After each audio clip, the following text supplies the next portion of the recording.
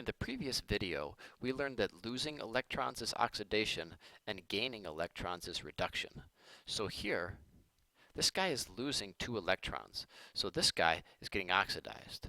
Where this fur ball is gaining 2 electrons, he's getting reduced. So in this picture, it's fairly easy to see or to keep track of the electrons.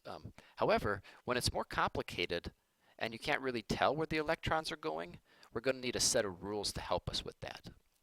So I'm going to give you a list of rules that will help us assign oxidation numbers. And once again, oxidation number is nothing more than a number assigned to each element in order to keep track of electrons during a reaction. Now we've learned about charge. Oxidation number is similar to charge, but it's not quite the same. But if you'd like, to keep it simple, you can think about oxidation numbers being just like charge. Alright, here are the rules.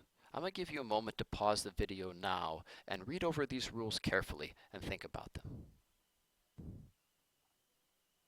Okay, let's do some practice. Let's assign oxidation numbers to the following. Iron plus 2. Well, if we look at rule number 2, it says for monoatomic ions, that means ions which have one atom, and that's what this is. This is an ion because it has a charge, and it's monoatomic. It has one atom. The oxidation number is equal to its charge. So it has a charge of plus 2 here. Its oxidation number is plus 2. Now we have sulfur. Let's look at number 1. Elements have an oxidation number of 0. Oh, so like copper and chlorine. So sulfurs will be 0. What about oxygen here? Well,